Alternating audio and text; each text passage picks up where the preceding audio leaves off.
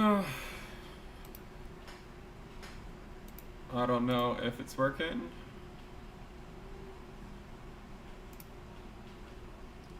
I don't know, guys. I think YouTube maybe switched up some of their streaming stuff because uh, it seems a lot different now to me.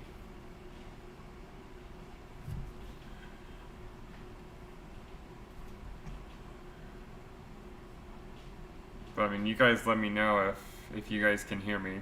I don't really know what's going on. I mean,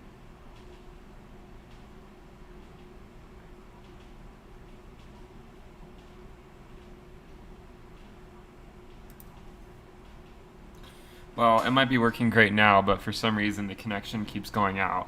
On my end, it says excellent connection, and then it'll just start randomly buffering at various points. So I have no idea why. I'm not really sure what's going on, but we'll try to do a live stream. If it doesn't work this time, though, I'm just gonna go ahead and jump off, and I'll just see you guys tomorrow or something. Um, can you guys hear me?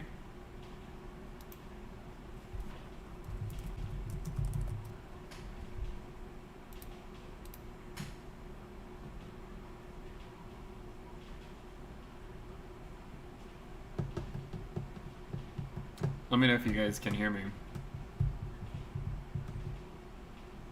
All right, stream is good. All right. So yeah, I mean, I just wanted to hop back on, right? I mean, it's Bitcoin hasn't. Well, I guess I should pull up a one of the other charts. Let me pull up Bitcoin USD in real time.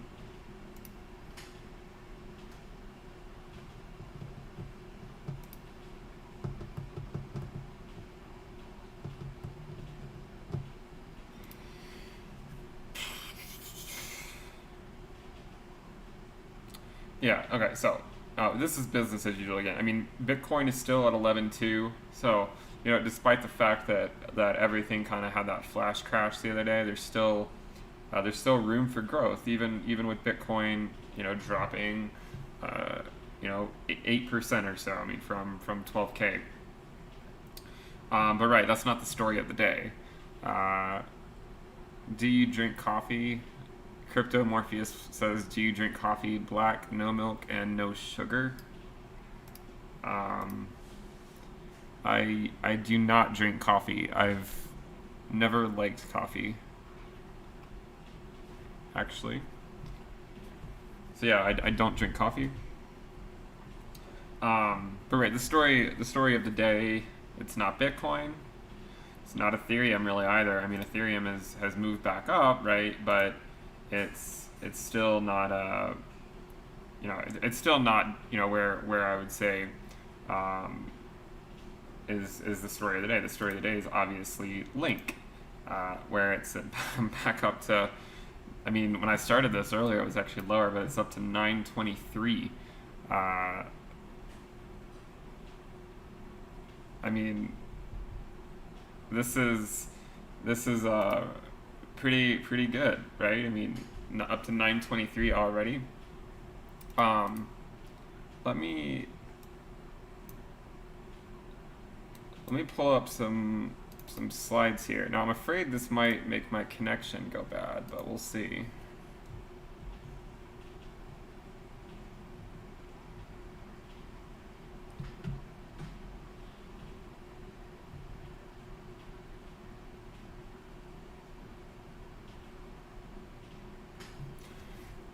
Shift for Change says, "Why do you think ADA is not moving anymore and Link is? It has no utility." I mean, ADA has gone up like 600% since March. Okay.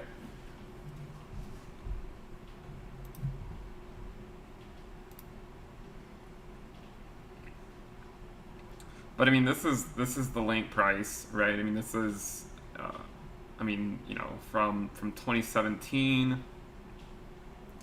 the yellow line being kind of our fair evaluation trend line for Link, the lower one being kind of like, okay, well, this is the pits of the bear market. for Link in late 2018, and even earlier, and say midway through 2018 as well, and then up to the fair valuation, and then up to kind of like our sell. It's the I don't really necessarily want to say sell because you don't actually have to sell, but I mean this certainly is. In my opinion, it's getting into bubble territory, right? And you can see a few weeks ago, Link came right up to it, and I have not refit this. I mean, I've not done anything with this. It came right up to it before. We made this chart when Link was like way over here somewhere. So it came right up to it, and then came back down, and then now it moved right back up to it again. But the reason it's still not in it is because this again is monotonically going up. It's increasing monotonically. Therefore, the price at the top goes up, right? So as we go through time, later in 2020, we'll be at $10 at the bottom, and then in 2022 around $20 at the bottom. With Link, this is really not. I mean, it's an okay chart, but there's really not enough data, right, to really make a huge projection one way or another. I mean, it can easily go above this band at some point. This is just what we have to work with right now. So if you're curious, it's been in this band before. If you're curious what this band is, it basically goes from around a little over $9, maybe like $9.50 or so, up to here it goes up to around $30. So because this is 10, 20, 30, so it basically goes from around $10 to $30. So this could theoretically be if we come into it, it could go into bubble mode or something. But we'll see.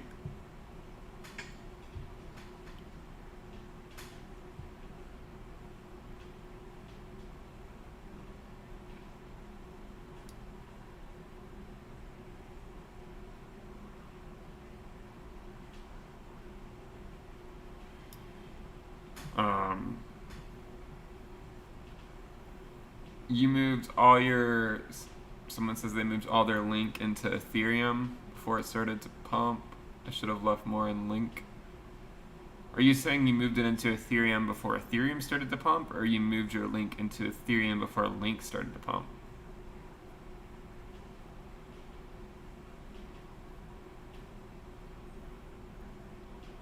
Someone says, John says, what is your buy point for Link? I'm not buying Link right now. It's up way too much in the short term.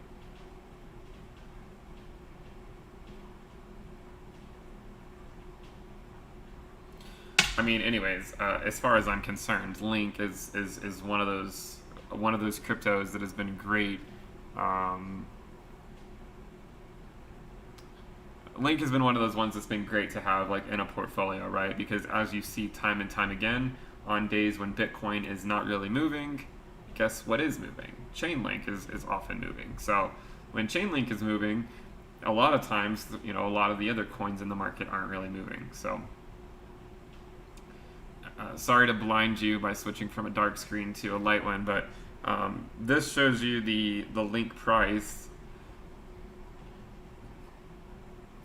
color-coded by whether Bitcoin is above the 20-week moving average or below the 20-week moving average. So, you see the trend, right? I don't really have to spell it out for you, but when Bitcoin is above the 20-week, this is really when Link starts moving, right? And when it's below the 20-week, it's kind of like, meh. I'll just move sideways for a bit. And the way it moves sideways, right, it changes. Sometimes it maybe goes down and then back up, but it ultimately re-enters around where it was when Bitcoin, switches from, going above to below and then above, and then below to above. And every single time that Bitcoin gets above the 20-week, you can see that Link starts to make a parabolic move. And so this one, right, it's nothing special. It's just business as usual. It's not. Going from $4 to $9 is great, but at the same time, the data suggested that this would be a likely scenario anyway. So, business as usual. here it is on the Link Bitcoin valuation. So moving up. It tends to move up against Bitcoin even when Bitcoin is below the 20-week. So you can see it moves slightly up against Bitcoin each time. But the bigger moves, right? Some of these moves where it goes up like 4 or 5x or more is when Bitcoin is above the 20-week.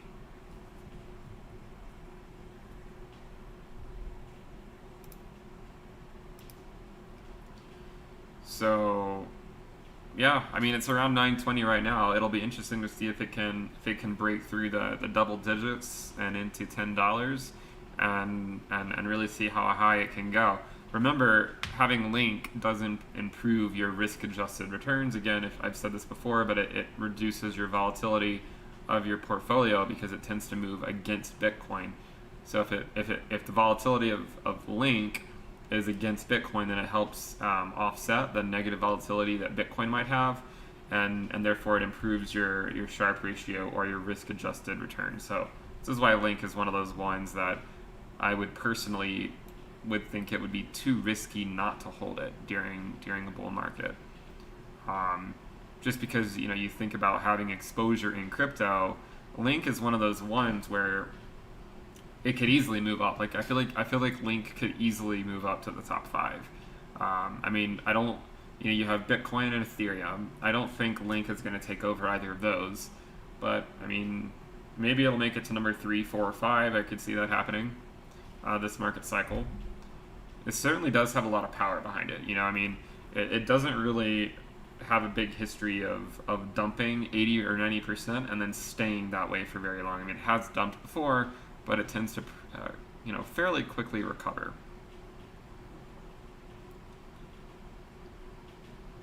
If you look at the chart, actually, you can see that. I mean, it has seen, right? I mean, it saw an 89% drop in 2018.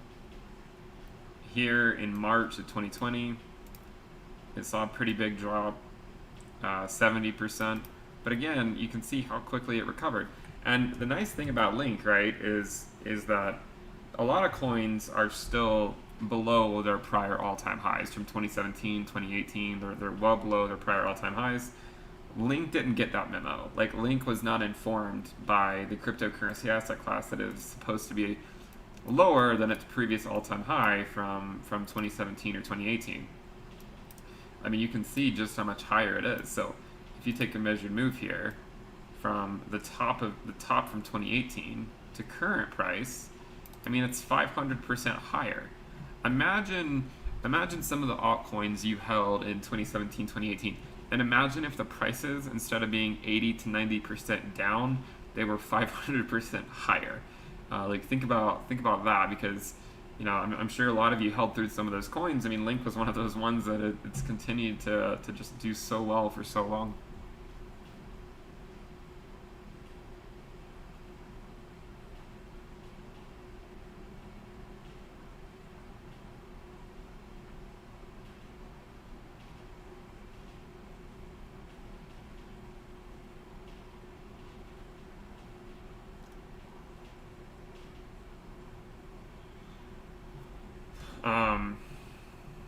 I think one of the interesting things, right, is Ethereum kind of making a run again at 400, right? I mean,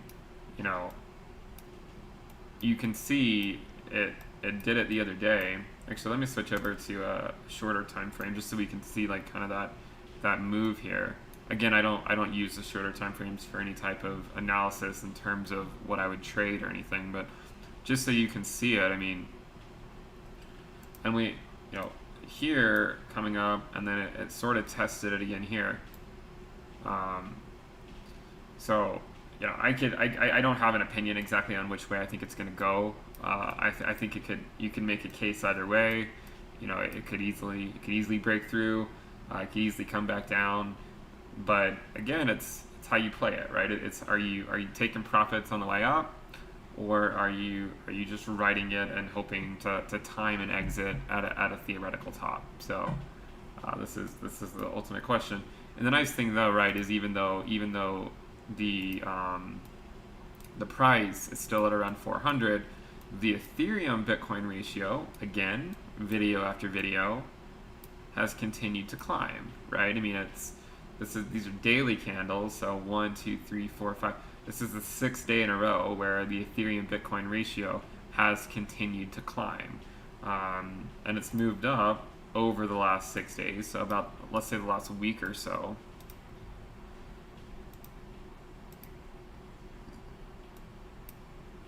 If we take it from the bottom up to the top, it's moved up about 20%. So 22% Ethereum has gained on Bitcoin just in the last week alone. So certainly the Ethereum Bitcoin risk would be starting to go up because of how quickly this is happening. And I think we are, this is that reaccumulation region we were talking about getting into at some point, right? Looking kind of at the macro scale and recognizing that we probably will spend, some time in this area, but over here, right? This is the idea. And the question, right, is, are we going to get lucky? Are we going to get lucky in the short term and watch it go above this level, right? I mean, that would be nice if it were to go above it, because ultimately speaking, I think even if we went above it again, we would probably come back down into it, especially whenever Bitcoin makes a final, like a strong push to 12K or to 20K, I should say. So this would be I feel like a very fortunate scenario if we were to see something like that happen. Another potential scenario, right, is we go sideways or we go down. And remember, the way that we would start to go sideways, or the way we would start to go down, would be if Bitcoin really starts to move, say tomorrow, and starts making a huge run to 14K or something, or if Bitcoin really starts to bleed. Like if Bitcoin starts to bleed, then the Ethereum Bitcoin ratio will likely go down.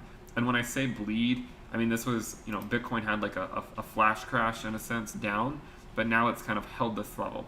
When I say bleed, I mean if Bitcoin is starting to go down like every single day, like if tomorrow it closes at like 11K, and then the next day it closes at 10.8, and then the next day it closes at like 10.2, this would really hurt the Ethereum Bitcoin ratio, in my opinion. I think this would really hurt it.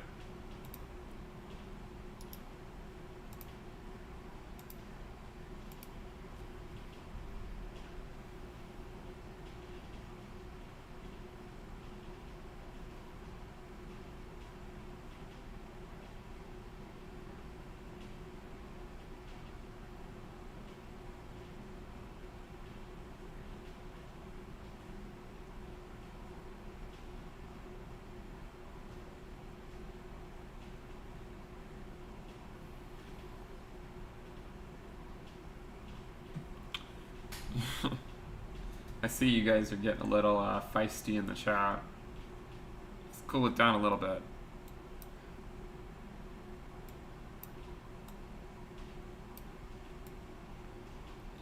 So yeah, I mean, I do think this will be a critical level for Ethereum in terms of breaking past it psychologically. I think it's a pretty big deal, and seeing the Ethereum Bitcoin ratio, go above 0.035 and then continuing on up. You can see that it did go above it today. Like I know it went above it today. It went to 0.0353, but seeing it go above it and then sustain it and continue marching up would likely also correspond with Ethereum going above 400 and then maybe slowly starting to work its way up to 500. I mean, if you look back, right? If we go back, this is the Ethereum price chart, color coded by whether Bitcoin is above or below the 20 and 50 week moving averages. So I mean, you can see this move, this most recent move, and it looks similar to maybe some of the ones over here. The thing though in 2016 is that it kept going up for a while, and you could have argued that at any point along the way it would have dipped back down, but it went from $1 to over $10 in not a very long period of time. So we're talking about a 10x move, more than a 10x move, really. And then here in 2017, when Bitcoin got to its previous all-time high, it made another move. It went from $10 up to 100, so this would be 2, 3, so that's $400, and then back down, and then ultimately made the final push to 1,400. Again, over here, you can see another nice move in 2020, another one, and then now later in 2020 we're seeing yet another one. So this one, and this one have all taken place during the accumulation phase. I mean, you can see it, right? We're basically just moving sideways. I mean, it comes down, it goes up, it comes down, it goes up, down, up. Now the question, right, is are we going to start to go into a new, like kind of a new regime, right?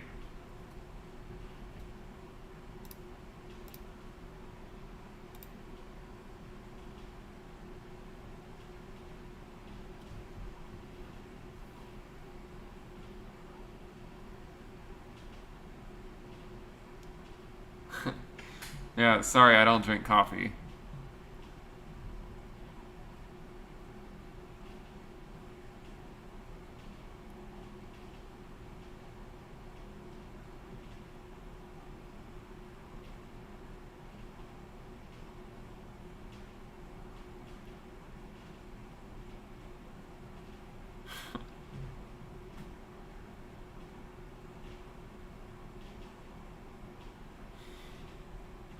Um,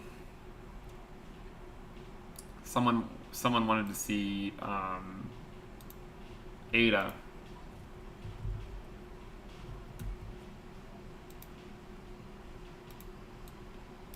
So here's ADA.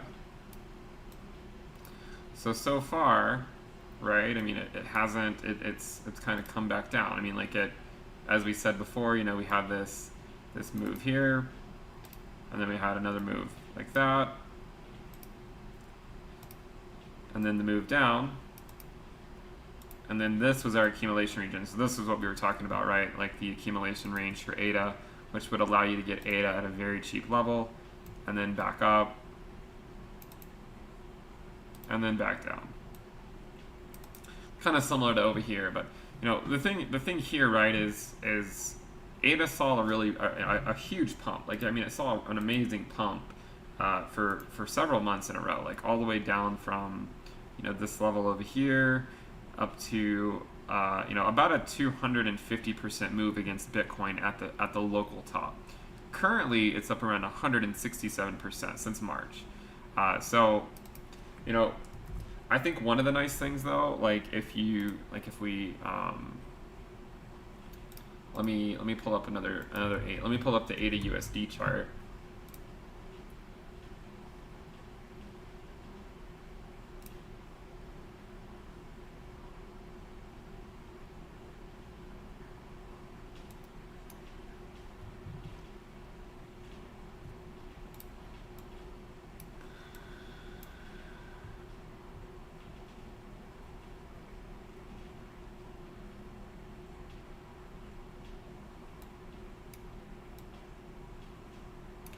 So I mean, here, you know, this was an even more incredible move, right? When you look at it compared to USD from the bottom to the top, I mean, it was almost a 900% move to where we currently are around 650. So, you know, ADA is the nice thing here, though, right? Is it's still at around 13 cents. And the reason it is being able to hold that level, in my opinion, is just because Bitcoin has maintained, you know, has continued to be okay. And has continued to be, you know, somewhat bullish. If for whatever reason Bitcoin were to not have gone up to 11K, and let's say it went back down to like 8K or 9K, then almost assuredly ADA would be dropping to less than 10 cents. Okay. So I do think ADA is fortunate in the fact that Bitcoin and the rest of the crypto market has continued to do well.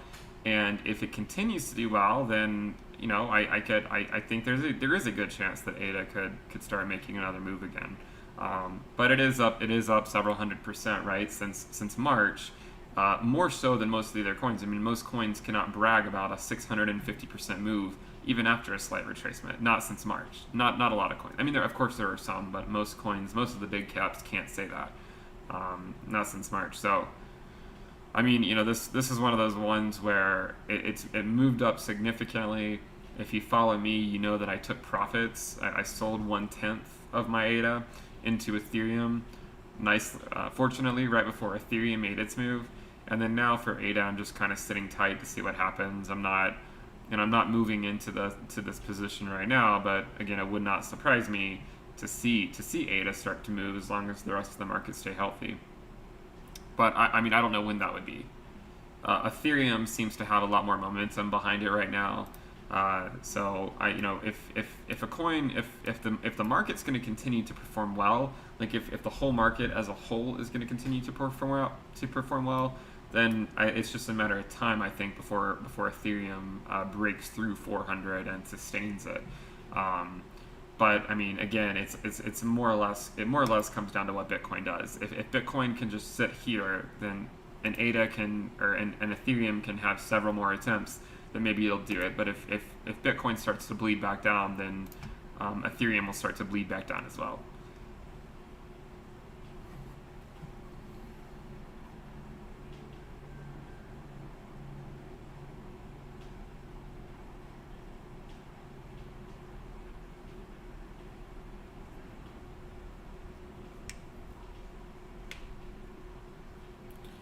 Yeah, it does seem like ADA has hit some resistance at 14 or so.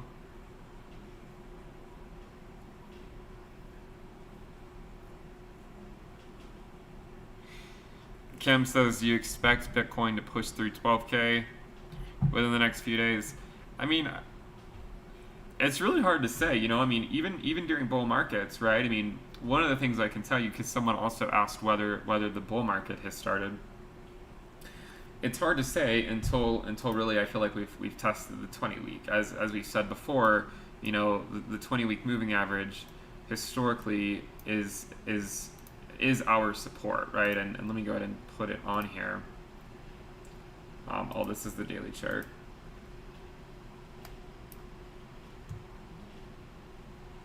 So again, you can see how the 20-week acts as support during a bull market.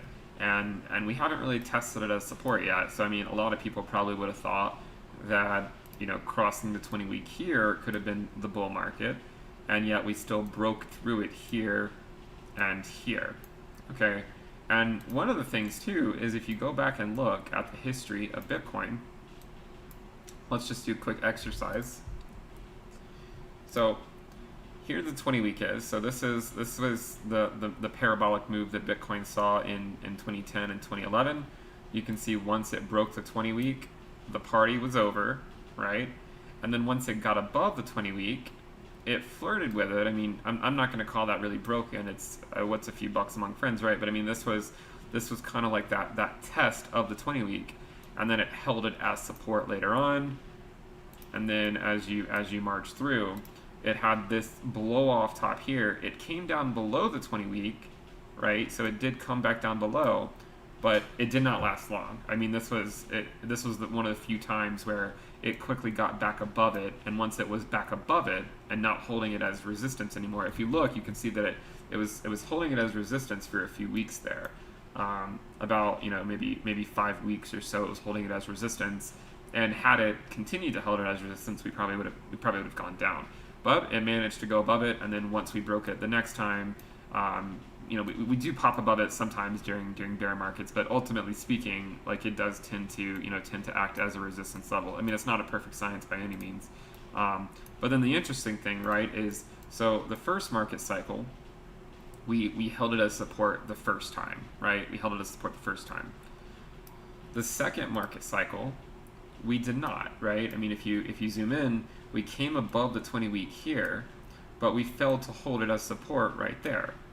And then it was the second time that we held it as support, and then you can see we continued to hold it as support during the duration of the bull market. Okay, I'm going to delete some of these circles just so I don't have them littered all over the graph, but you get the idea. They were held as support. Now, so the first cycle, it took one try. The second cycle, it took 2 tries. So the first try here did not work, and we fell through it. And then the second try was, you know, like half a year later, and we held it. During the most recent try, or during the most recent market, you can see we had our first try failed, our second try failed, and then maybe we'll have a third try at some point. So maybe it'll just go up linearly. I mean, it is just due to the volatility of the market, but Hopefully at some point, if the 20-week, continues to go up like that, and then we come back down to the 20-week, hopefully we hold it as support and then continue on our merry way. And then we can say, okay, the bull market has started. One of the things I can tell you though, so that's one thing. Obviously you need a golden cross, which we've had a golden cross already. If you go to the daily time frame, you can see it. So let's just switch this over to the 50-day. So we're going to look at the 50-day and the 200-day.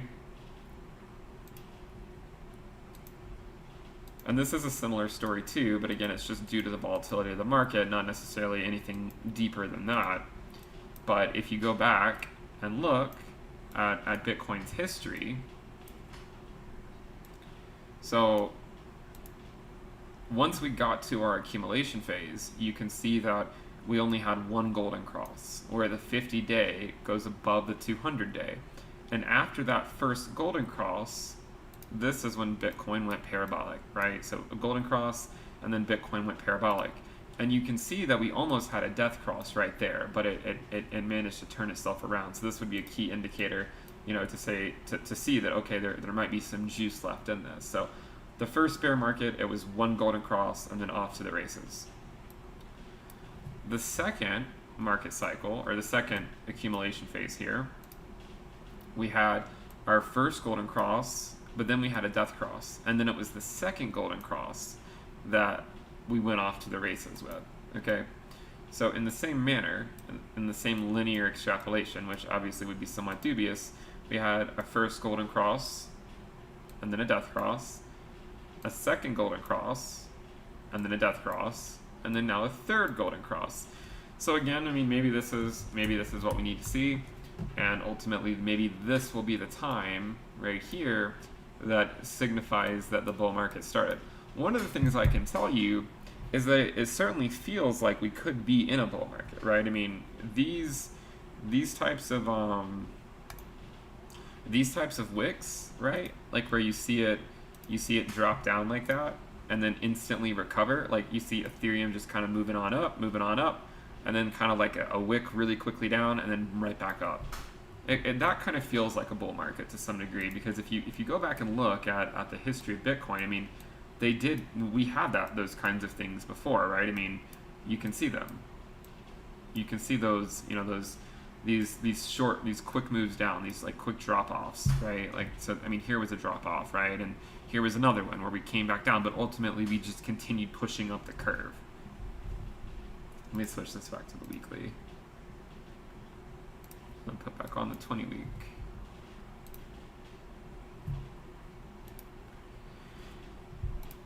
So, ultimately speaking, like this is, it could just be par for the course. Maybe it just increases we know the length of time likely increases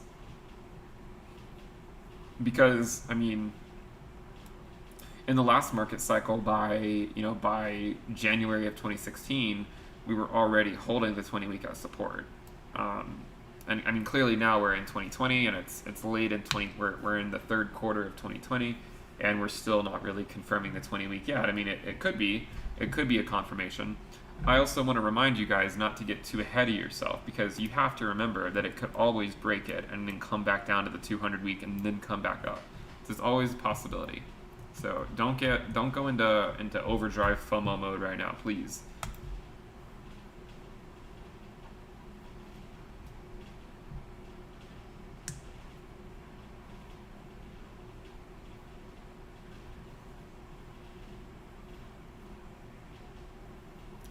If you guys could you guys please give the video a like? We don't even have 100 likes, and we have 400 viewers. And also, make sure you subscribe to the channel if you guys like the content.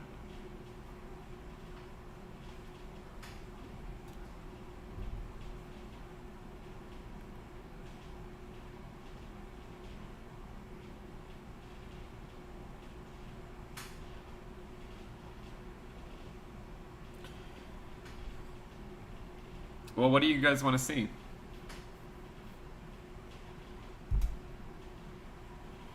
I just did a 10-minute talk on the bull market, so I just answered that question.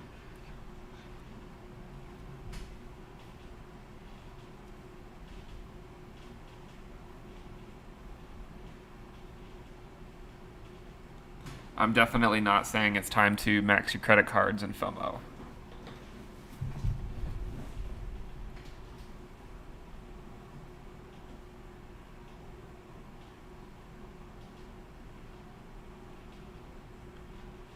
Okay, someone says, what do you expect to be the lowest Bitcoin will go in case it turns south and breaks through 10.5 and then gets rejected by 10.5? So I made a video in 2019. You can go back and watch it. It was either in November or December of 2019. So around this time period here, before we saw this move up. And I said at that time that, and you know, I don't know what I'm doing. I guess I'm just some patzer here, not even putting on the regression curve. So it was in, and let me change the 20 week to the 300 week. So I made a video in 2019 saying that the lowest I think we could go on, you know, I said like in terms of say like a bear market, right? The 200 week makes the most sense. I did say, and I know many people won't believe me, but there is a video. I do have a video in 2019 saying it. I did say there is a chance that we go to the 300-week moving average, and you can go find it. If you find it, maybe link it here so people can see it. But yeah, it was basically kind of like giving my ultimate bearish scenario, and the reason I said it was because it's not you know any type of super in-depth research, right? I mean, it just happened to be that if you look at the 100 week, hold on a second. Let me fix this so we can, so you can see it a little bit better. So the reason why I said the 300 week, right, is it was kind of just one of those dubious linear extrapolations. I basically said like, okay, well, let's look at the first market cycle.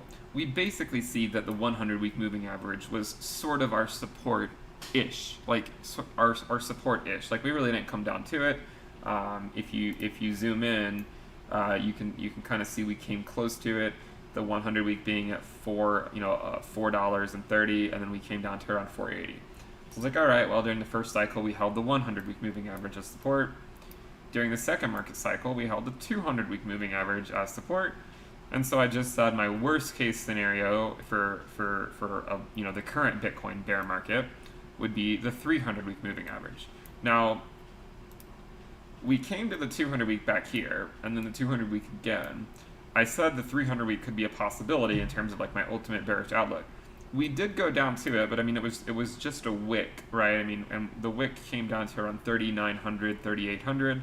And then the 300-week moving average was right above, like right below that, so like right around 3,800. So, in terms of like, you know, and the 300-week, by the way, back then was 3,800. Today, the 300-week, as you can see, is 4,368. Okay, so 4,368. Now, I think what would be more likely would be, you know, if Bitcoin were to drop. Let me draw a line here. So let's draw a line at 10.5. So that's 10.5. Okay. Now, if Bitcoin were to drop below the 20 week, and we know the 20 week is approximately at 8,600. So let me draw a line at around 8,600.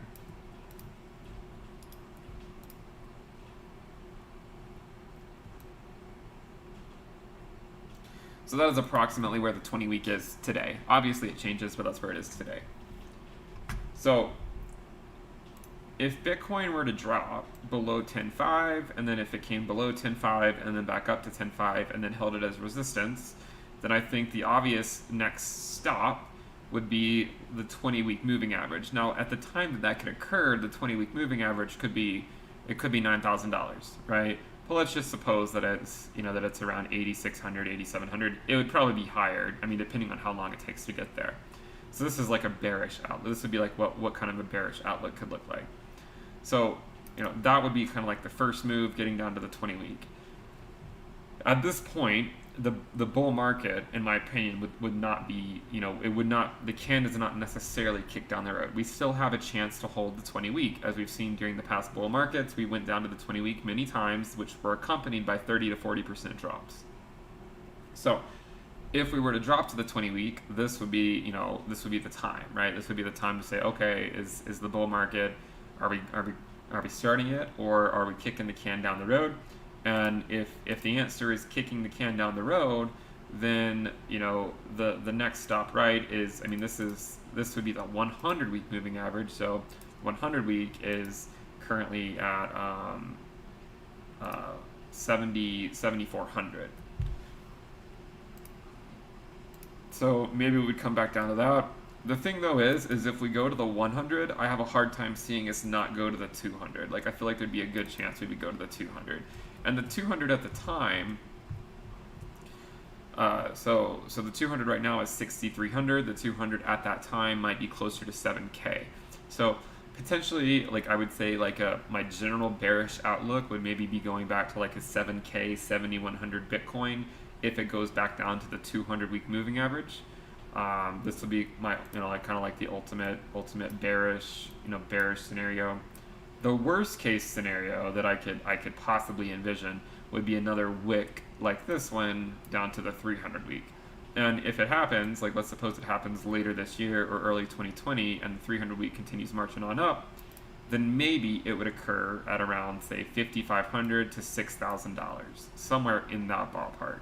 So maybe a 6K Bitcoin would be like the bottom, another bottom if we were to kick the can down the road in terms of delaying the bull market. Now, if we overlay, right, the regression band,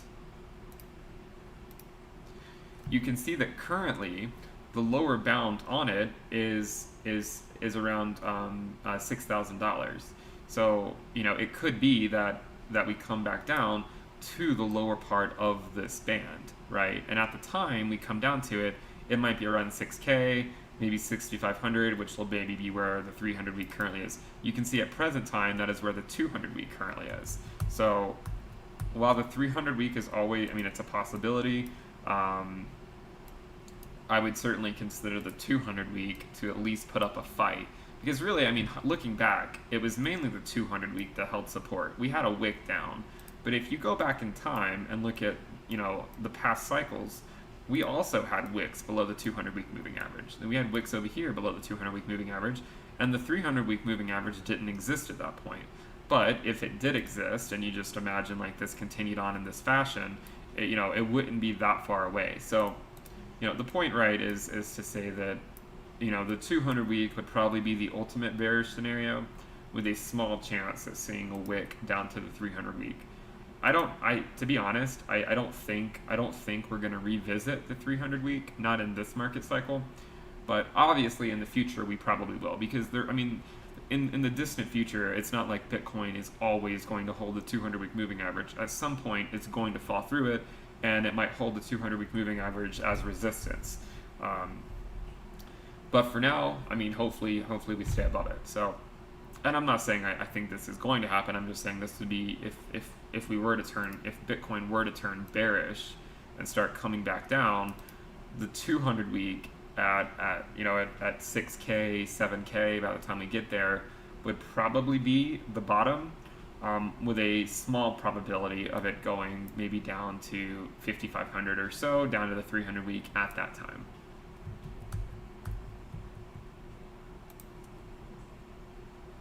That was a good question, though.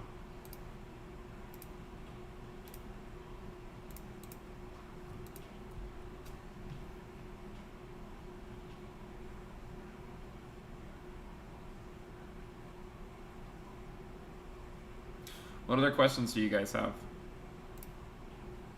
Also, you guys should check out the Telegram chat. We have almost 5,000 people. We are getting close to 5,000 people. You guys should check it out.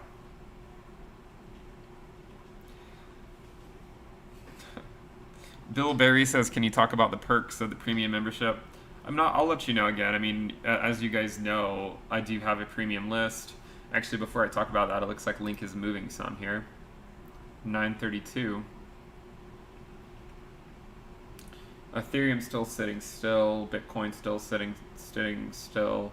But Link is starting to move again.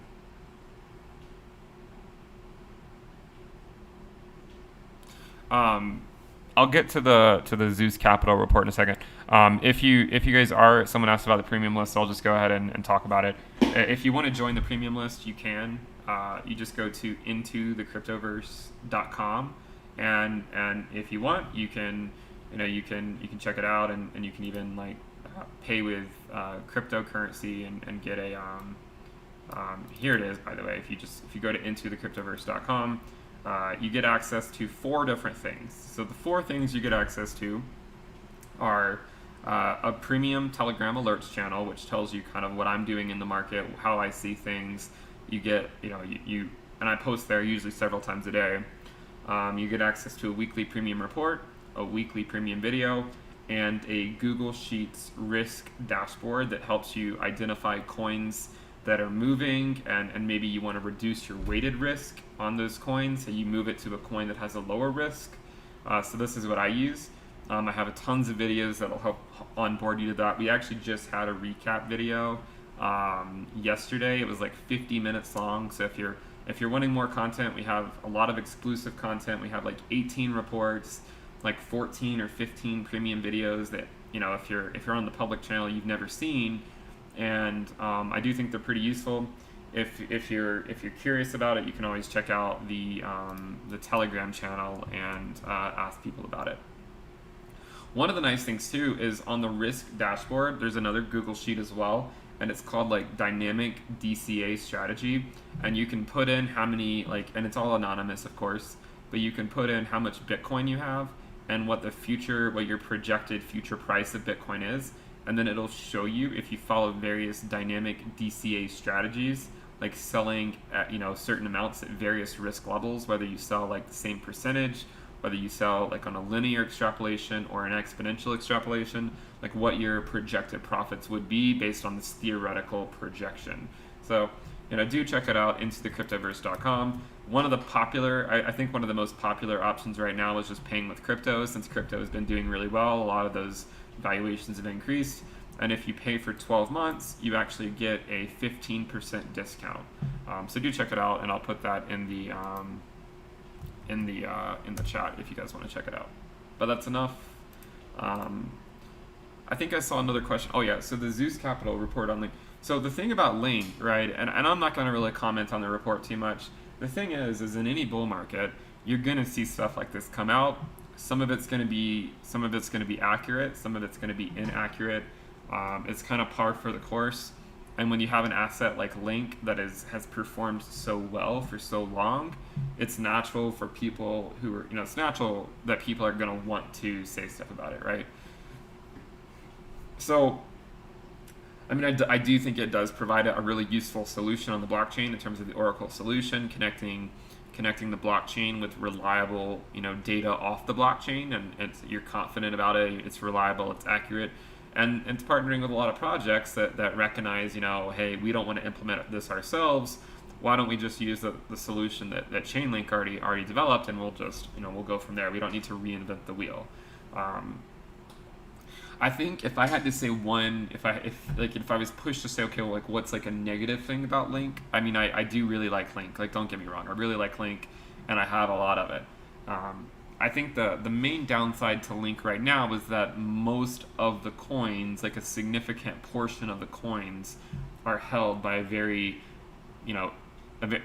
very many wallets. So there's only a few wallets that hold such a large supply.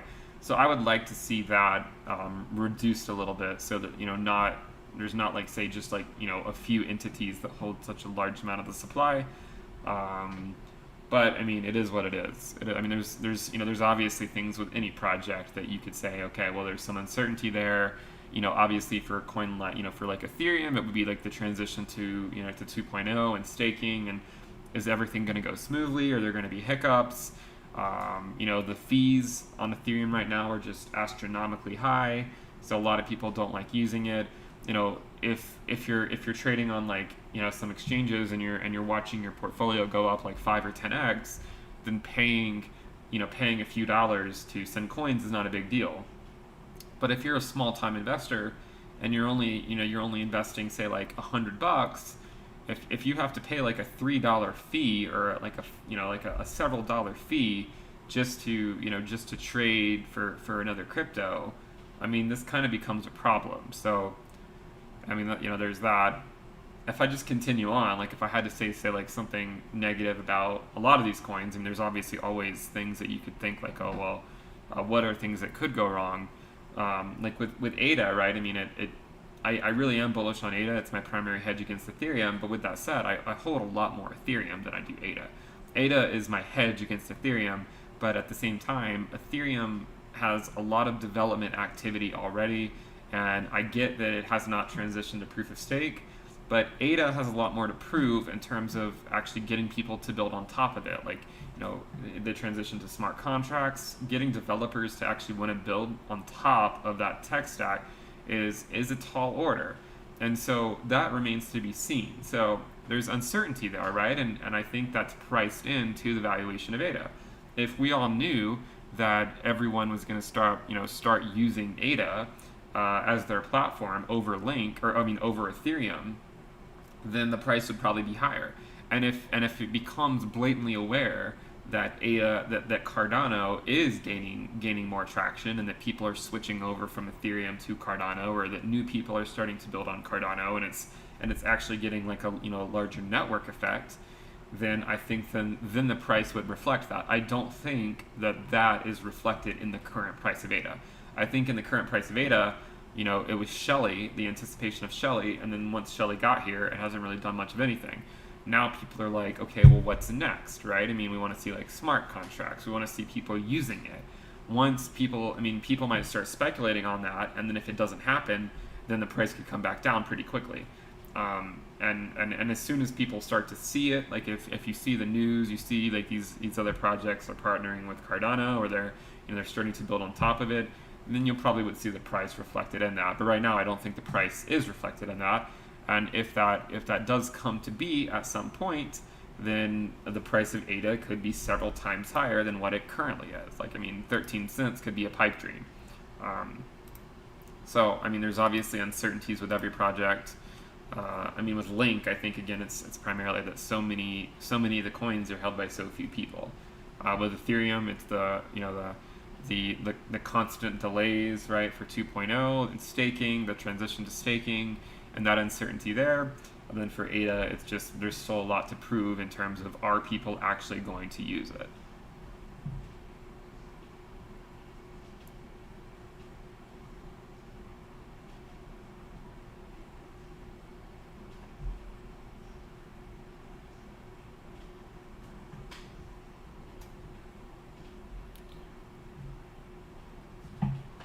And in terms of Ethereum actually converting, to staking, I don't know how long it's going to be, and this is the thing, right? This is why it's my primary hedge. Like if it takes Ethereum like years to see that full transition, then this could leave ADA a lot of room to shine, right? Like if people are wanting to stake their coins, and it appears that a lot of people are building on top of Cardano, then Cardano could offer a timely solution and a timely a way for people to switch on over. If on the other hand that Ethereum, if it comes out sooner rather than later, if staking comes out say sooner in the market cycle rather than later, then Ethereum or ADA is going to have a tougher battle. So right now, ADA I think is doing so well because of the launch of Shelley, and there's a pretty big community there, people running nodes and people wanting to earn interest on their ADA. And yeah, so I think there's a good chance that in a few years ADA will be worth a several times multiple of what it's worth today. But there's always that chance that it's not, and the reason why that would happen, right, is if Ethereum has a seamless transition, and then if people just decide they would rather build on Ethereum. So, there's a chance that Ethereum has a seamless transition, and then ADA still has has room to take some of that market share, and maybe they both kind of live in tandem for a while during this market cycle. But eventually, I mean, at the end of the day, if you kind of look forward, if you could peek into the future, there's probably not going to be like dozens and dozens of different tech stacks for smart contracts that millions of people are using. There's probably going to be a couple, one or two, right, that are the primary backbone of smart contracts.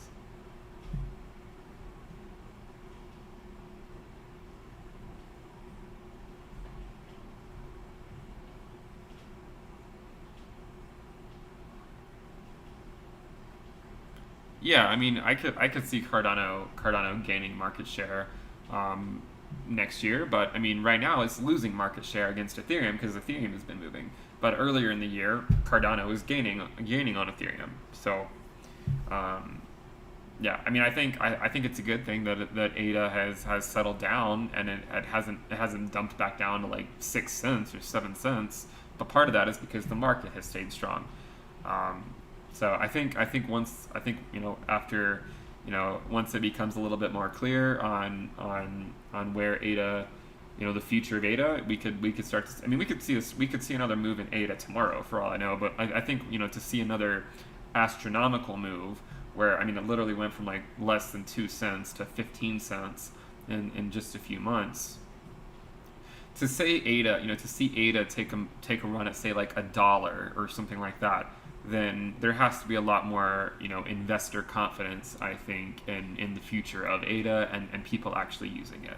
I think that really just needs to happen.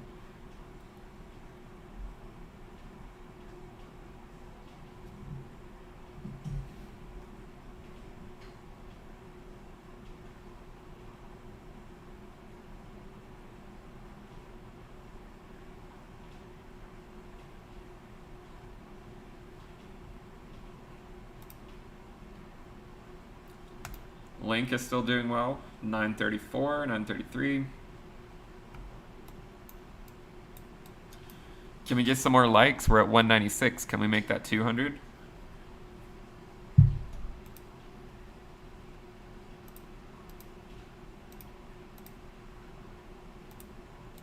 Remember to check out the Telegram channel if you guys like discussing this stuff.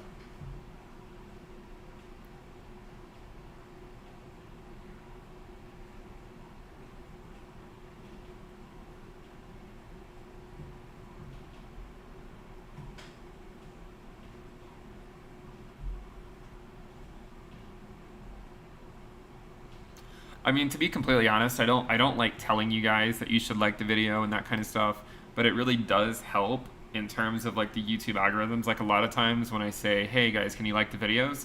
like a lot more viewers will then come online within a few minutes, and I think it's just because the YouTube algorithm sees people liking the video, and then they start suggesting it to more people. So I mean, it's not like I like doing it, and I mean, I don't like making like clickbait titles and that kind of stuff, but unfortunately, that is what gets views. I try to do pretty well in the titles of the videos. I try not to make it too clickbaity, but Roberto Martinez says, "When do you determine a good point to sell?" That's just based on the risk metric that I use on my website, into thecryptoverse.com, or there's like a Google Sheets dashboard that I use. Remember, you can sign up for it on the website. It's funny because right after I say that, giving the video some likes, some new people will join, then like 10 people left. Maybe they left just to make a point. That's fine. I'm fine with you guys making a point.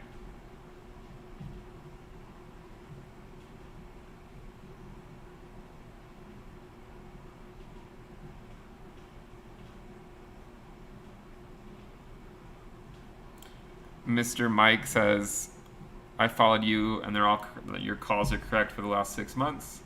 Thanks, I appreciate that. Dennis says you have a Patreon also. I do have a Patreon.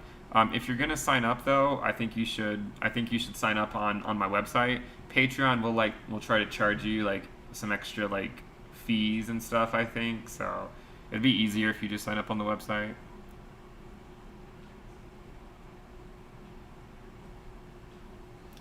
You want to see the Ethereum regression band? It looks like. Let's pull it up.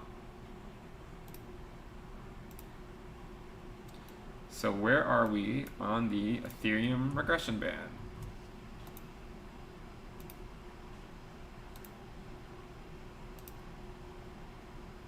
So here we are.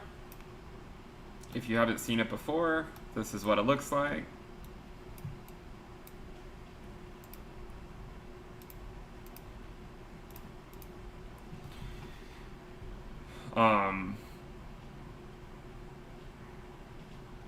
So yeah, I mean, we've been in the regression band. We were in the regression band in 2015, 2016, the end of 2015, early 2016.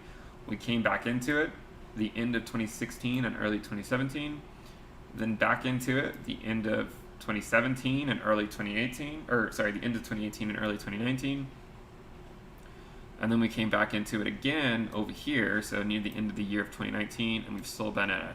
So this, right, was why we were talking about, okay, this is the accumulation phase of a lifetime for Ethereum, because as we pointed out, this is, if we do go down, it'll probably be short-lived, but the nice thing is we didn't go down. We came straight back to the fair valuation, and then we just shot up.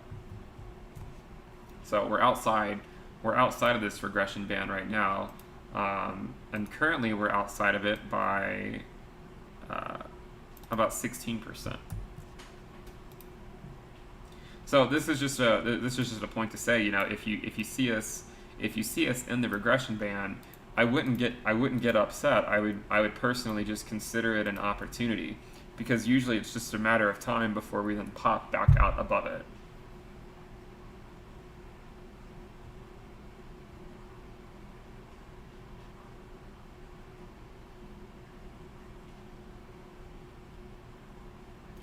Speak Your Mind says, "Where's Premium?"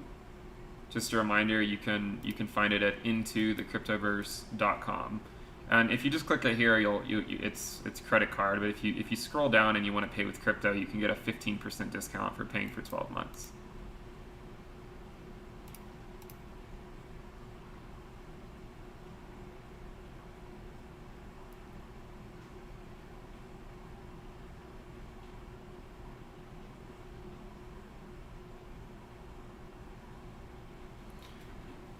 Brian says, given Ethereum's recent price action, do you think it will still see a typical Q4 to Q1 move? That's a good question. Because as we know, every year, right? I mean, if you bought Ethereum in the fourth quarter, we've made videos on this before. If you bought Ethereum in the fourth quarter of 2015, you would have had really good profits in the first to second quarter of 2016. If you bought it in the fourth quarter of 2016, you would have had really good profits in the first and second quarter of 2017. If you bought it in the fourth quarter of 2017, you would have had really good profits in the first and second quarter, at least the first quarter of 2018. So for those 3 years, if you bought it in Q4 of a year, you would have seen a significant move up in the first quarter of that following year. Additionally, if you bought it in the fourth quarter of 2019, over the next first and second quarter at the end of 2018, if you bought it in the fourth quarter of 2018, over the next first and second quarter of the following year, you would have seen another move up, right? What happened again? We called this in 2019. We said, all right, we're setting up for the same move. And I said, okay, I'm buying a lot of Ethereum. We're all the way down here. It looks like this is another good buying opportunity. So buying again in the fourth quarter of 2019, and then going into the first quarter, we saw yet another 2.5x move or whatever. So the question is are we going to see that again? So if you see something like where if Ethereum goes up like crazy, right, and then comes back down at the end of the year maybe, and maybe it settles back down at around 400, then my answer would probably be like, yeah, maybe this is another good buying opportunity, and then we'll continue on higher into 2021. If on the other hand, Ethereum just kind of slowly trickles its way up, then if it's a valuation of say $700 by December, I certainly don't think that the same scenario is set up for say another pump after that.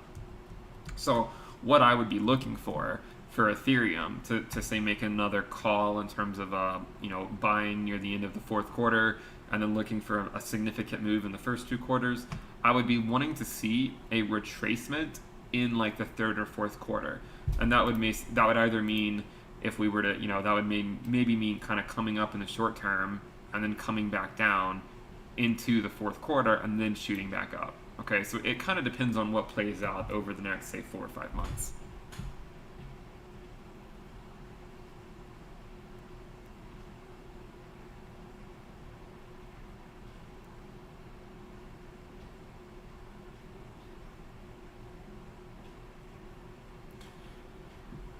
Jose says, when do you think is a good moment to buy ADA and when to sell again? I mean, in terms of buying it, like I told you guys, I'm not buying it unless it's below 10 cents at the present time, because as I mentioned, it's not a secret. As I mentioned way back then, the risk level of ADA at 10 cents when, once it got to that point was 0.4, and I said I'm not going to be buying it above 0.4. I'll buy it up to 10 cents. We said this at 2 cents, at 3 cents, at 4 cents. At 5, 6, 7, 8, 9, and 10 cents. We said it like basically at all those levels that I was not buying it above 10 cents. The only reason I could see myself buying it at, say, 13 cents or 14 cents is if it stays at these levels for a long time and the risk level at this level starts to go back down, because then I would have more confidence that it's going to make a move. And it's not that I don't think it can't go up. I think there's a good chance that it can continue going up. But there's other coins to invest in, right? There's other coins that have potential, and there's other asset classes besides crypto that have potential. So it's all about risk management and not just throwing money at a coin that's already up 600% on the year. It's looking at, okay, well, it's already up significantly. Maybe I want to hold off putting money there and then put it somewhere else. This is not financial advice. This is just what I do. So this is kind of how I think about it. Link, on the other hand, is continuing to shoot up, continuing to shoot up. You guys, I mean, maybe we'll see $10 on the live stream.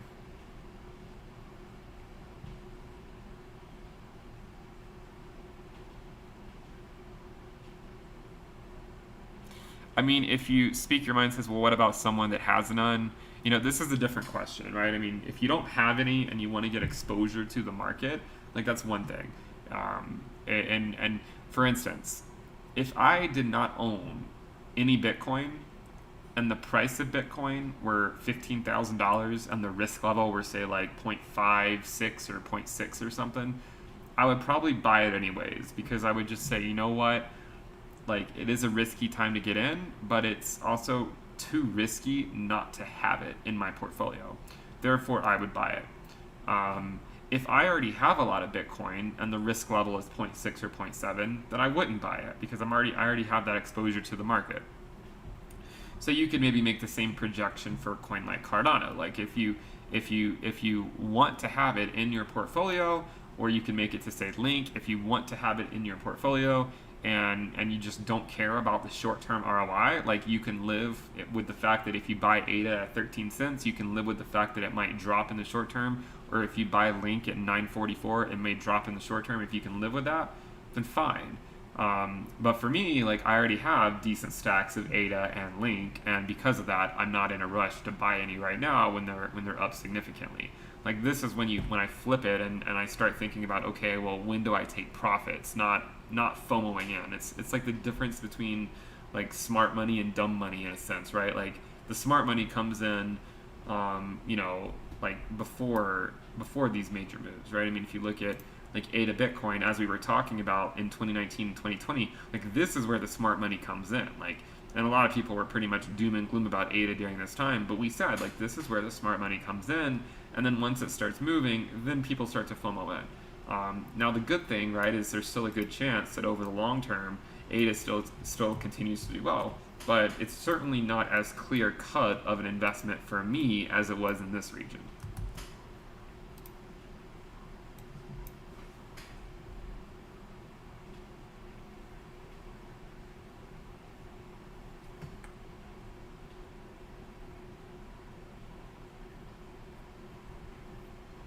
Brian says, joined the paid as a member earlier today. Do you risk assessment on silver? I am planning on doing a risk assessment on precious metals, on silver USD, gold USD, and silver gold. I haven't done it yet because the crypto markets have taken off, and it's just demanding all of my attention right now. Once the crypto markets cool down, I will release the silver and gold risk metric stuff.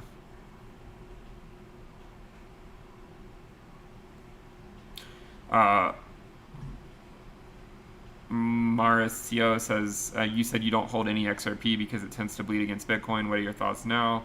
I mean, it hasn't really changed, to be completely honest. And I mean, I recognize that when I make these claims, that when any of these coins start to pump, it's naturally going to make people say, oh, well, what, you were wrong, or something like that. But I mean, if you look, actually, let me pull up a different one.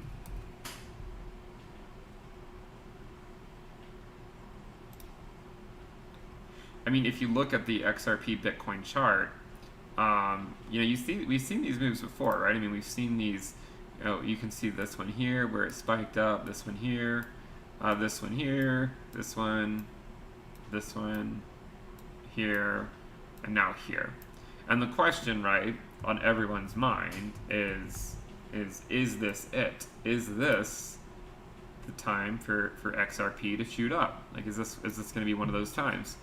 And I can only say, I don't think so. And again, I reserve the right to be wrong. Like, it's possible that it does. As I've said, I don't own any right now. If you do own XRP and you see it shoot up and you see a nice gain, I will tip my hat to you, and say, good call. The issue, right, is no matter how you look at it, I mean, XRP has been bleeding against Bitcoin over the macro scale for the last 2.5 years.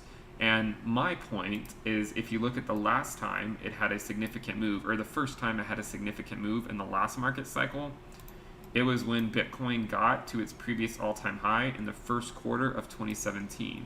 So if you look at the first quarter of 2017, this is when Bitcoin got to its previous all-time high, and this is when XRP started to move.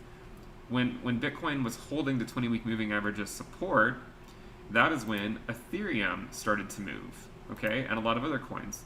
But XRP didn't. It had a nice move in the short term, and if you zoom in here, if you look at early 2016, you can see that XRP had a move similar. Like, it spiked.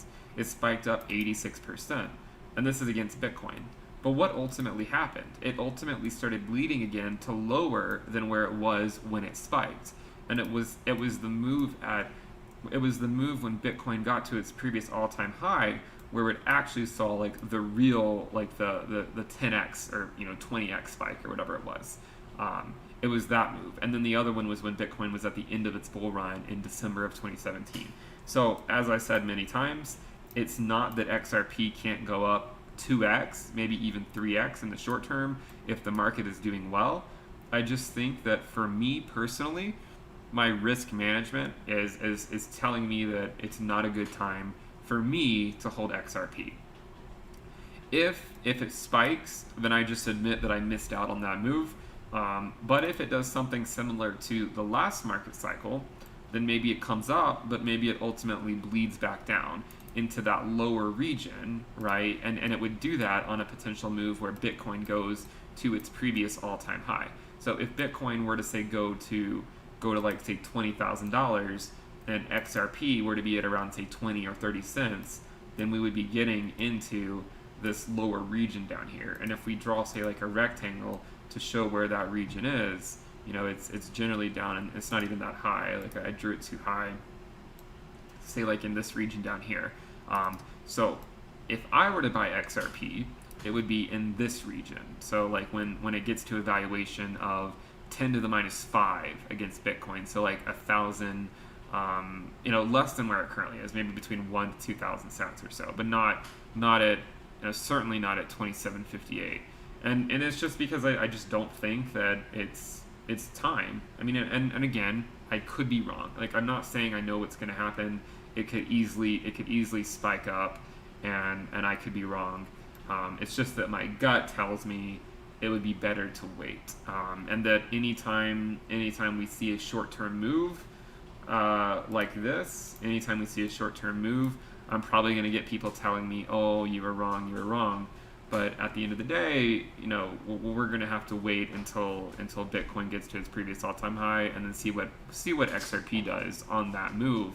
And then if this happens, then I probably would be getting in anticipation of that move, if that makes sense.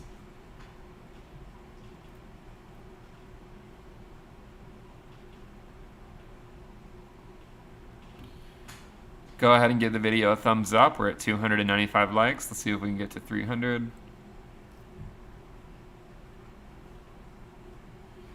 Yeah, so a lot of people were talking about the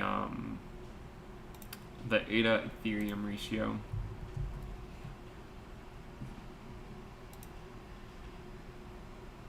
Yeah, so this is one of those things, right?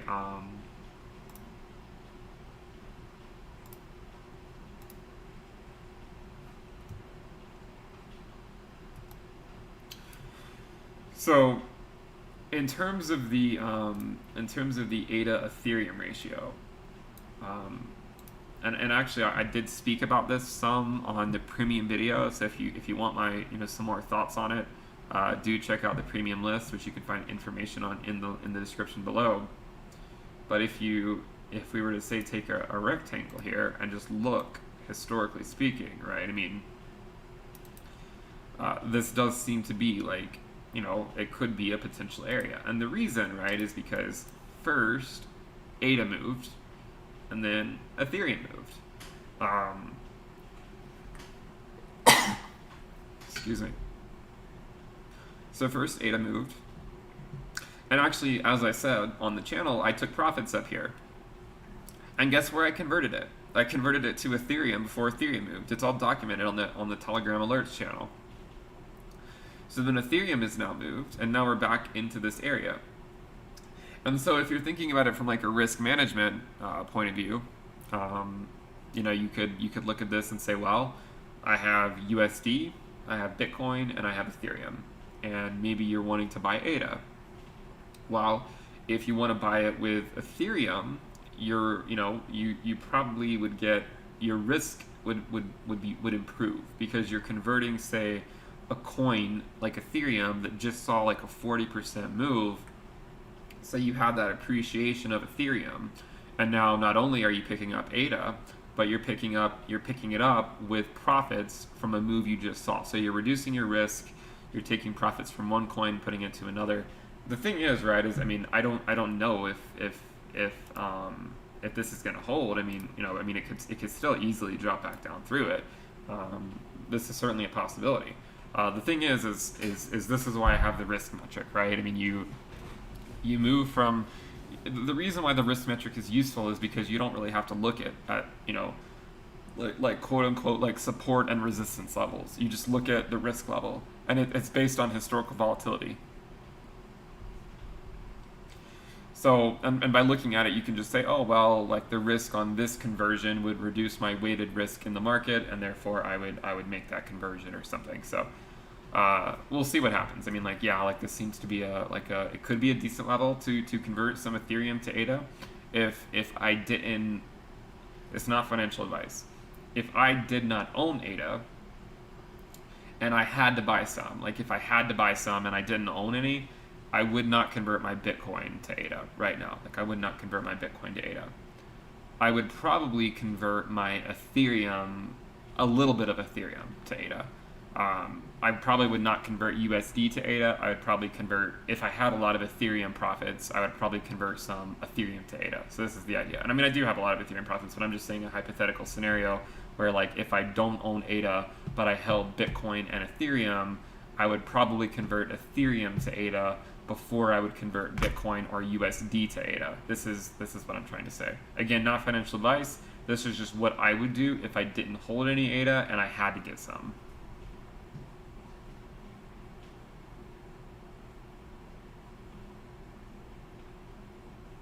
No, there's not free access to the risk metric. Well, there is free access if you just look at the YouTube videos. Like, about once a month or so, I do a risk analysis video on Bitcoin and Ethereum. So just go check it out.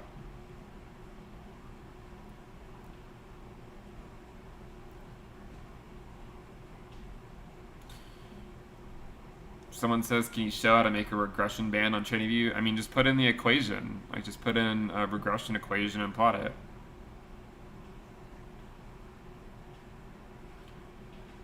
Someone says, what if you didn't hold any crypto? Where would you start right now, or would you wait? If I didn't hold anything, I probably would just start with buying Bitcoin.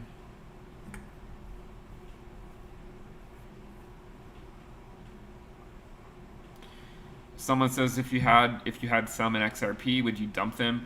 If I held, so I don't hold XRP now, and I'm glad that I did, right? I mean, because if you look at the chart, I got a lot of messages from people saying like, oh, haha, you don't hold XRP, and it went from 20 cents to 30 cents, and I'm thinking like, oh well, congratulations, like you probably held it through this, through this.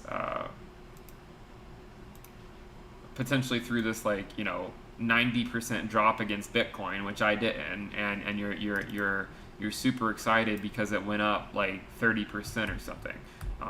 So I mean, it's all about a matter of perspective and looking at the macro scale. It's possible that people holding XRP right now will have the last laugh if it shoots up, right? But I'm ultimately banking on it continuing to bleed against Bitcoin over the macro scale until Bitcoin gets to its previous all-time high.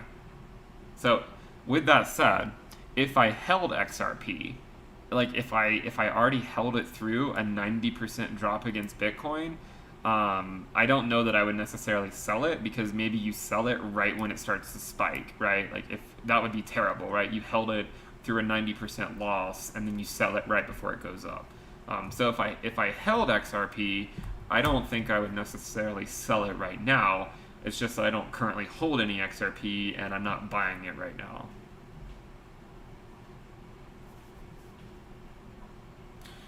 Wendell says, have you looked at Monero? Actually, I have. I actually recently made a Monero risk metric that I added to the premium list. So feel free to check that out.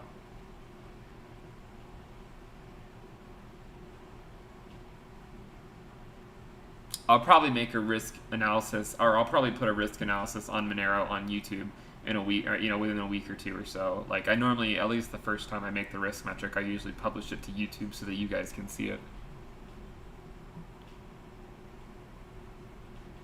Oh, Link is now at 951, 952. If I weren't more level-headed, let's say if I didn't manage my risk, I might just go over to the exchange and kick it over $10 myself. But I'm not going to do that.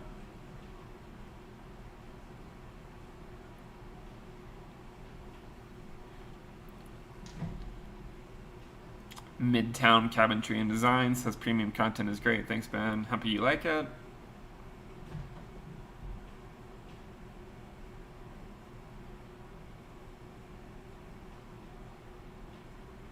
Is the price for premium list in USD? Yeah, it's in USD, but you can pay with crypto. Also, remember that the prices for the premium list will be going up probably later in August.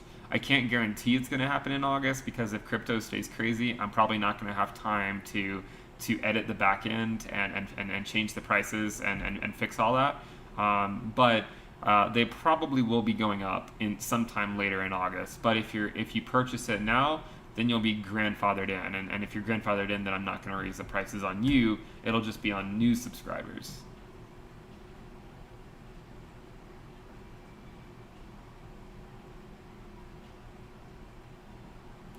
Someone says, since you are adding precious metals to the premium list, do you believe in holding ETFs or holding physically? Personally, I think that okay, so I know I'm going to get some flack for this, because if you're a precious metal enthusiast, you're obviously going to say, oh, you should hold the metal, you should not hold an ETF. My personal opinion on that, though, is if you're holding less than, say, like 100 grand, like let's say 50 to 100 grand in gold or silver, I tend to think that ETFs are okay. If you're going to hold more than 100 grand, personally, I would probably just, just get the actual metal.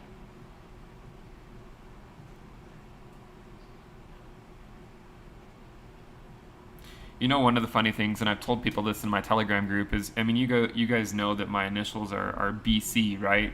I was really hoping that my middle initial would have been a T.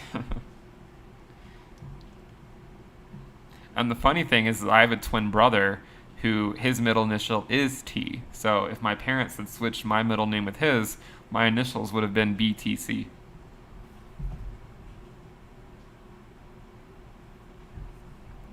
Alex says if I pay for 1 month now and cancel after and then resub in 6 months, do I still get the current price? No, it'll like as long as if you cancel it and then come back later, you just have to pay the new price. Like I'm not going to go back and manually change the price for people. It's just that if you're already on it and you're grandfathered in, then I'm not going to change the prices.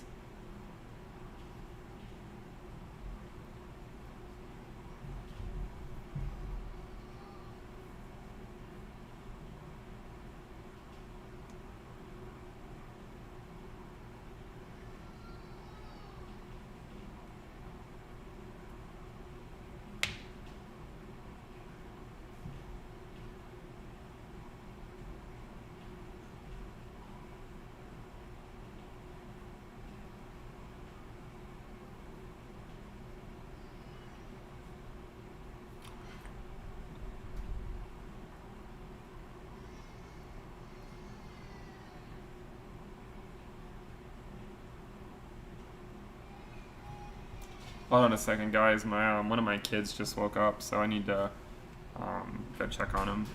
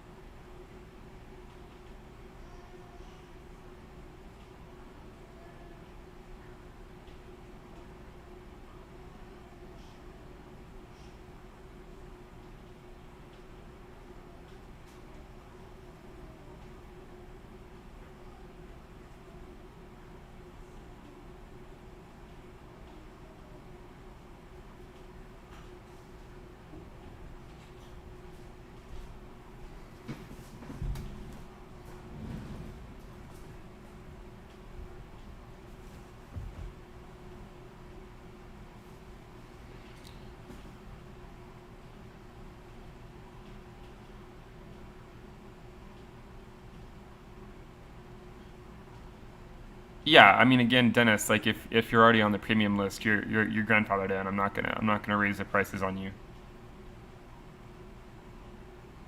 Someone said never knew Ben was a dad. Yeah, I have two kids. One is 4, one is 1 year old, and then I have another one on the way due in October.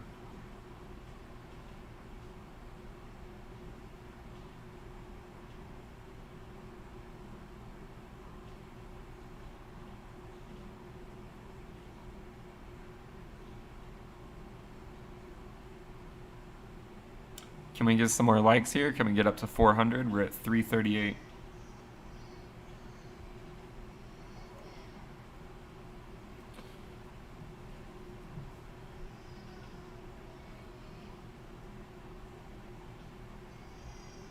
Hold on, guys. I gotta go check on my son again. If I think he's having one of those night terrors. Like it's kind of common when they're like 4 years old, 5 years old. So he like wakes up in his sleep, or he's not even really awake, but he's having like a I don't know, like a night terror.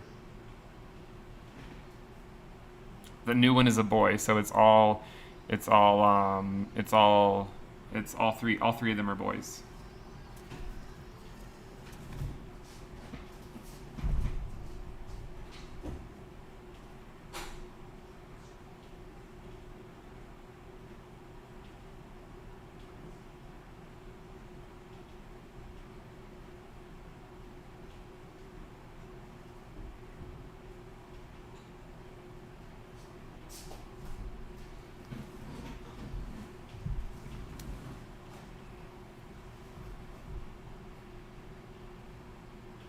And I told you guys yesterday, or I told you guys a few days ago why he was screaming, right? I mean, he's hearing me talk about XRP, and he doesn't like that.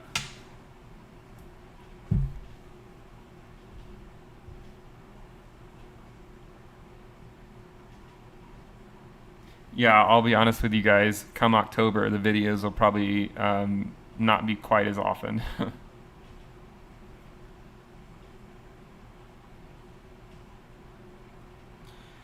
I keep saying a lot of things about Tezos. Tezos is probably going to be the next one I add a risk metric for, because I just did Monero in the last report. So Tezos will probably be in the next one.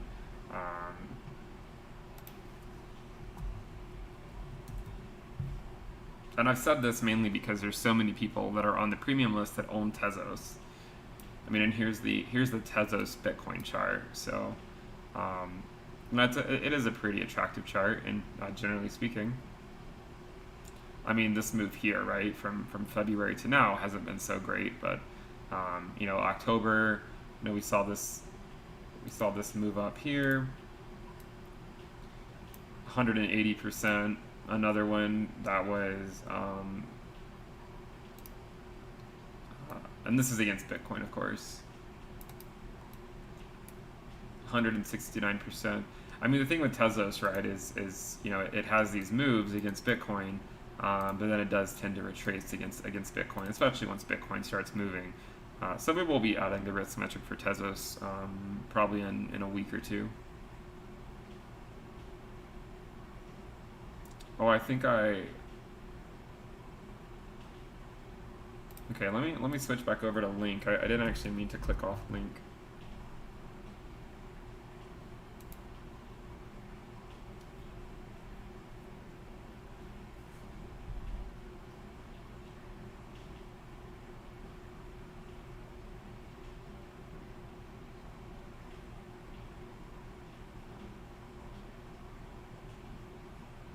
And you guys think I'm busy. Well, I mean, my wife has 2 jobs and she's getting her doctorate. I already got my PhD a couple years ago. In case you guys don't know, my PhD is in nuclear engineering.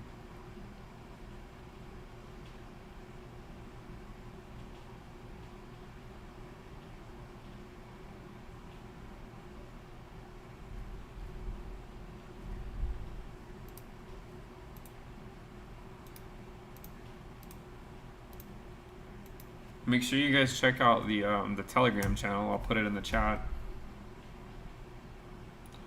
My wife's doctorate is on is in nursing.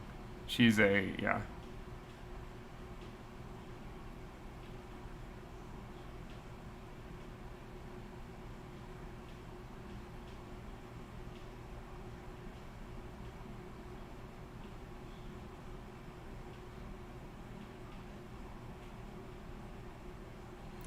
Nuclear engineering is good for reading these explosive charts. It's pretty good.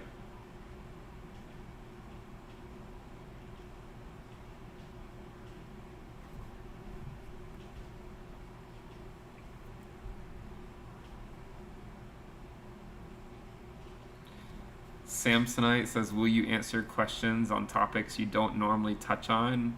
I mean, it depends on what the topic is and if I have an opinion on it.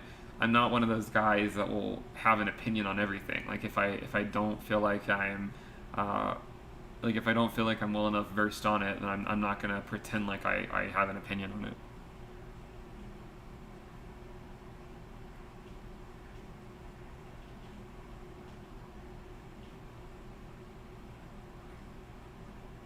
Let's get up to 400 likes. We're at 364. Also, you guys should subscribe. We actually recently hit 30,000 subscribers. My plan was to get to 30,000 by the end of 2020. I didn't think it would get there by August, so that was really great to see.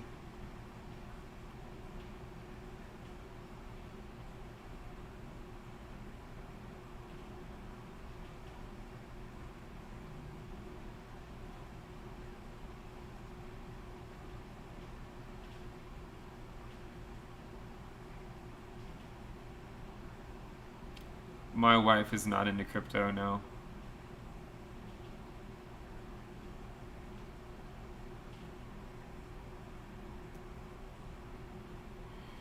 PhD is play a hating degree, is what someone says.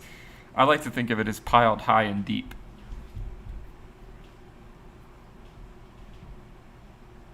You know what the degrees are, right? A BS is I don't want to cuss on the channel, but it's bull. A master's in science, MS is more of it. PhD is piled high and deep, and MBA is massive bank account.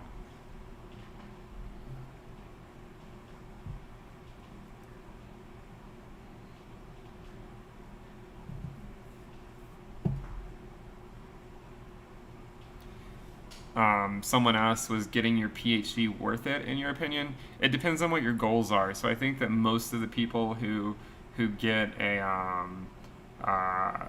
who get a PhD, in terms of it being financially worth it, probably not, because you're basically giving up like 5 years of making like six figures a year to go basically be like cheap labor for those 5 years. So um, there's a huge opportunity cost because you're basically out $500,000. Like your opportunity cost is like $500,000 to go do a PhD.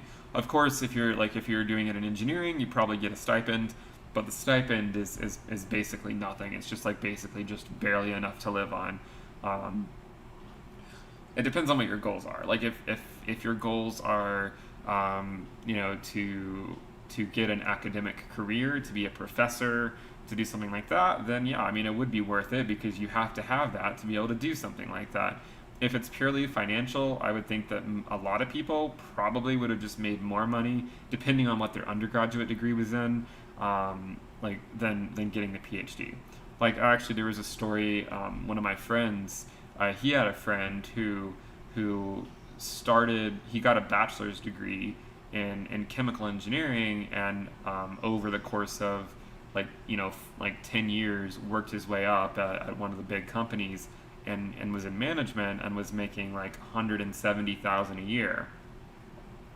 And he was wanting to go back to school to get his PhD. Um, but I mean, if you do that, there's a huge opportunity cost, right? So you just have to consider that. It depends on whether you're talking about financially or whether you're talking about non-financially, and there would be some financial reasons, right? I mean, if you go get a PhD and then you land like a really nice job on Wall Street, like as a quant or something, then it could totally be worth it. And there's probably a number of jobs where financially it would be worth it. And again, it also depends on what your undergraduate degree is and what job you would have otherwise. No, don't call me doctor. I do like to sometimes joke that I am a doctor to people, but not the type that can help you.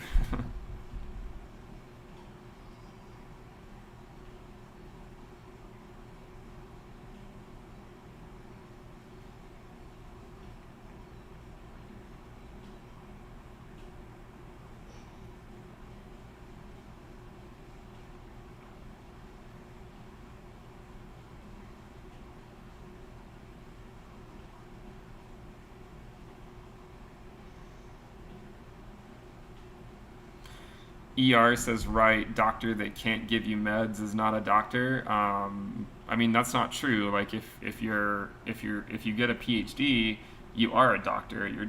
You're not a medical doctor. Like there's a difference, right? I mean,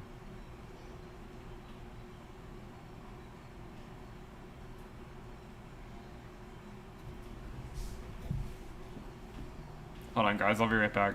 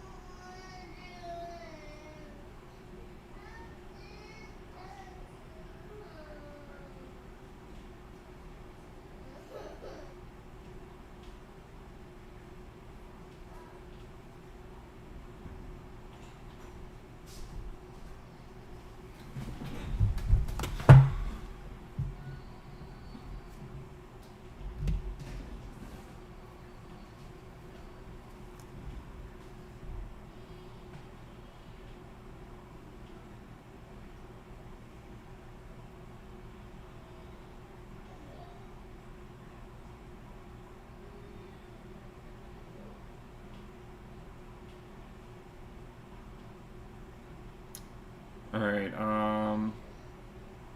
I'm probably gonna have to wrap it up, guys. It is getting late here. I hope you guys enjoyed the show, but my 4-year-old is continuing to have night terrors, so I gotta jump off. Remember, if you guys want access to the premium list, the exclusive content, you can check out intothecryptoverse.com, and you'll get access to a lot of stuff. Remember, the prices are going up soon, probably sometime in August. I hope you guys like the show. Go ahead and give the video a thumbs up. Subscribe to the channel if you like the content.